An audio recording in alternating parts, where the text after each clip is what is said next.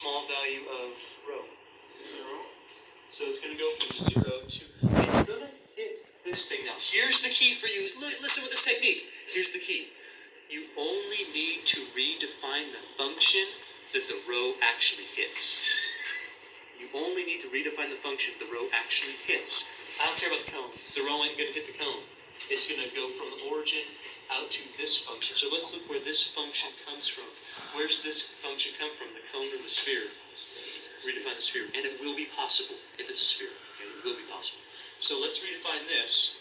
This would be rho squared equals 4 or rho equals 2. This is rho equals 2. Did you catch that technique? You said x equals 0, you draw the yz plane. It's going to give you something from the origin out to a rho function. By the way, if you're thinking, well, why don't you do it over here? I don't care about that. I don't care about that because that's the same function, and that's the same traveling from the origin to the rho. I don't care.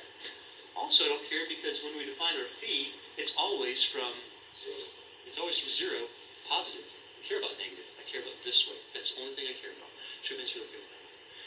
So the x equals 0 does two things. We said x equals 0, we got our circle, we got our lines. We know that our rho goes from 0 to 2 because we redefined the one function that actually matters, the function that rho can actually reach.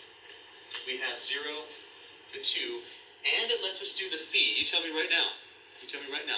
What's our phi doing? From here to here. Our phi's going from what to what? 0 to pi over 4.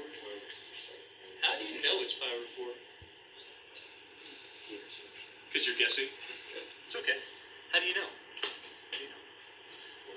If this right here is z equals y, which it is, what's the slope? So tangent of, that's kind of, it would get tricky, because if your slope is 1, it would give you equal from both.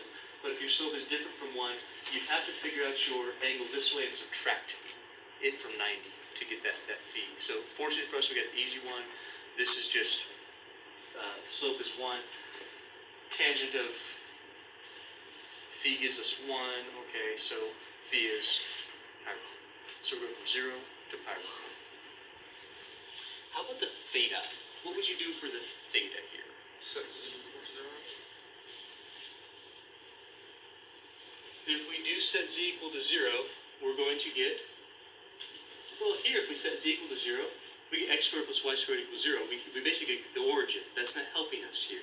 If we set z equal to 0 here, we get x squared plus y squared equals 4, or we get a really nice picture that tells us we have a radius of 2. And now if you're okay with that one. Now, how do I go all the way around the circle from where to where? 0 to 2 pi.